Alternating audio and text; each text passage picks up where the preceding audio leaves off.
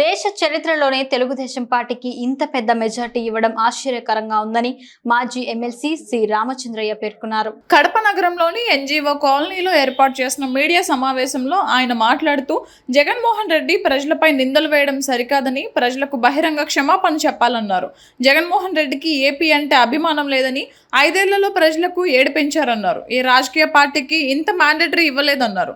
తప్పు చేసి ప్రజలను నిందించడం ఏమిటని, జగన్మోహన్ రెడ్డి వల్ల కడప జిల్లా వాసులుగా సిగ్గుతో తలదించుకుంటున్నామన్నారు. కొందరు మంత్రులు రాష్ట్రాన్ని దోచేశారని, ఓటుకు డబ్బులు వెదజల్లితే ఇప్పుడు ఏమైందన్నారు. డబ్బులు తీసుకున్న ప్రజలు ఓట్లు వేయలేదని, ఇంత జరిగినా వాస్తవాలు గ్రహించడం లేదన్నారు. ఇంత మ్యాసివ్ డిఫీట్, ఇది మ్యాసివ్ అని కూడా అది ఇంకా ఎక్కువ పదాలు కూడా వాడచ్చు. 175లో 151 వచ్చిన ఆయన విర్రవీగినారు, గుడ్డలిప్పి ఎగరంది ఒకటి ఇళ్ళు. కానీ ఇంత మెజార్టీని కాదని కాల తన్ని ప్రజలు ఇటువంటి తీర్పు ఇచ్చారంటే అసలు హ్యాట్స్ ఆఫ్ టు దేర్ విజనం. ప్రజలకు ఇంత విజ్ఞతతో చేసినారు ఈ పని. కానీ ఇక్కడ జరిగింది ఏమంటే, ఇంత జరిగినా కూడా జగన్లో ఇది లేదు. అతను ఇంకా పాత అలవాట్లతోనే ఉన్నాడు. ఆత్మావలోకనం చేసుకోవాలి, ఎందుకు జరిగింది ఏమని. నేను ఇది చేసినాను, అది చేసినాను. ఏం చేశావు, ఎవరు చేశావు? ప్రజల డబ్బుతో కోట్లు ఖర్చు పెట్టి వేరే దేశాలకు పోయించావు. ప్రజల డబ్బు మీరు కానీ, మీ పార్టీ క్యాడర్ కానీ కొంతమంది విచ్చలవిడిగా దోపిడీ చేసినారు. ప్రజా ఆస్తులంతా కొట్టేసినారు, నదులు కొట్టేసినారు, మట్టి గుట్టలంతా కొట్టేసినారు, మైనింగ్ ఇండస్ట్రీ నాశనం చేసినారు. సిస్టమ్స్ అన్నీ ఇదైపోయినాయి.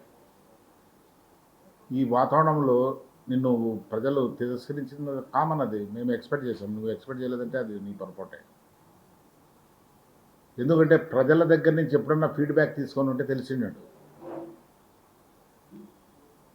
రాజులు వాళ్ళకు ఉండేటువంటి ఏజెన్సీస్ కాక వాళ్ళే మారువేషాల్లో అర్ధరాత్రులు తిరిగి దేశాల్లో విషయం కనుక్కుంటాడు. తన వాళ్ళ పరిపాలన గురించి ఏ విధంగా ఉందనేది చదివినాం చరిత్రలో. అటువంటిది నీకు ఇన్ని ఏజెన్సీస్ ఉండి, ఇంత ఇన్ఫర్మేషన్ సెంటర్స్ ఉండి కూడా ప్రజలు డైలీ మార్నింగ్ మీరు 1 గంట స్పెండ్ చేసింటే ఫీడ్బ్యాక్ వచ్చేది ప్రజల దగ్గర నుంచి. ఎమ్మెల్యేలందరి దగ్గర వస్తే ఎమ్మెల్యేలు గ్రౌండ్లో తిరిగేవాళ్ళు కాబట్టి వాళ్ళ దగ్గర నుంచి ఒక ఫీడ్బ్యాక్ వచ్చేది. ఆఫీసర్లకు టైమింగ్ ఇచ్చి ఓపిక ఉంటేగిన వాళ్ళు చెప్పేవాళ్ళు ఏం జరిగేది. కానీ మీరు అవన్నీ ఏం చేయక అంతా మీరు చేసిందంతా ప్రజలు ఒప్పుకుంటున్నారనే ఉద్దేశం మీరు పెట్టుకున్నారు. దాంతో దెబ్బతిన్నారు. ఈ దినము చేతులు జోడించి ప్రజలకు క్షమాపణ చెప్పాల్సిన అవసరం ఉంది జగన్మోహన్ రెడ్డి. చేతులు జోడించి ప్రజలకు క్షమాపణ చెప్పాల్సిన పరిస్థితి వచ్చింది. అది చెప్పకపోగా వాళ్ళని బ్లేమ్ చేయటం ఏంటి? ఎక్కడ పోయినాయి? ఎలక్షన్ కమిషన్ కోసం చేస్తావా? ఎలక్షన్ బాగా జరగలేదని, ఇలాంటి వాళ్ళ అభిమానాలు ఎట్లా అభిమానాలను ఎట్లా అనుకున్నాం? కాదయ్యా, లెజిటిమేట్గా అడిగిన దానికి గుండు కొట్టి అతను ఒక డాక్టర్ని చంపేస్తుంది. ఎన్ని కారణాలు ఎప్పుడన్నా నువ్వు ఆలోచించినావు జరుగుతున్నాయి? నీ నీ అరాచక పరిపాలన వల్ల ఎవరు లాభపడుతున్నారో వాళ్ళు నీకు సపోర్ట్ చేసినారు, వాళ్ళని నీ చుట్టూ పెట్టుకొని నువ్వు నష్టపోయావు. కానీ ప్రజలు 5 ఏళ్ళు నష్టపోయారు. నేను లాస్ట్లో చూసాదాన్ని కళ్ళల్లో నీళ్ళు చూద్దుగా జారగా.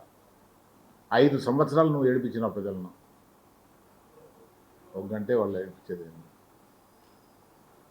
నువ్వు వేరే దేశాలకు పోతావు, నువ్వు తగినంత సంపాదించుకున్నావు, వెళ్ళిపోతావు. నువ్వేం ఆంధ్రప్రదేశ్ అంటే నీకేం అభిమానం లేదు? ఆంధ్రప్రదేశ్ ప్రజలంటే అంతకన్నా అభిమానం లేదు.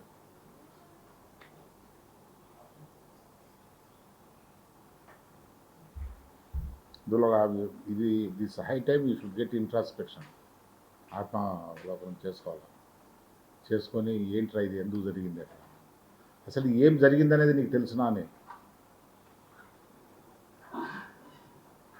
కులాలే దూరం చేసుకున్నావు, సెక్టర్లే దూరం చేసుకున్నావు.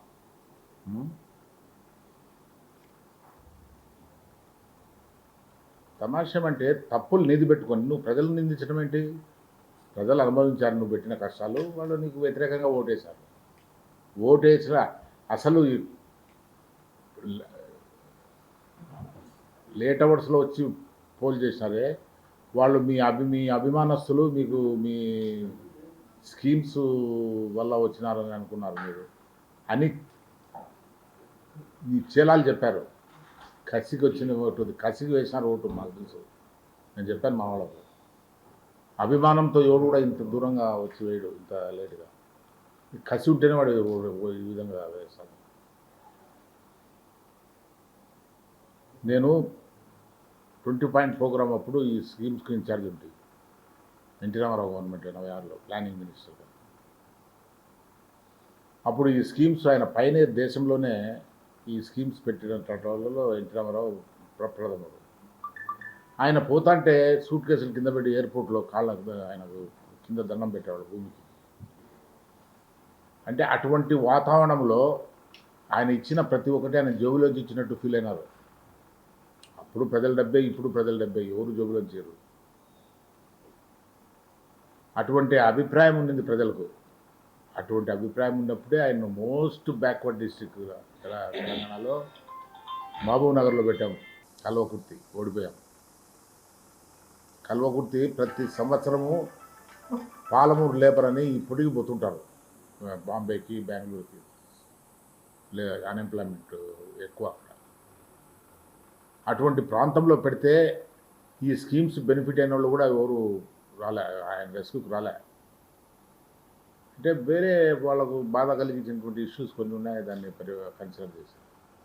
ఇవి ఎన్నని నేను కొన్ని డీటెయిల్గా చెప్తాను.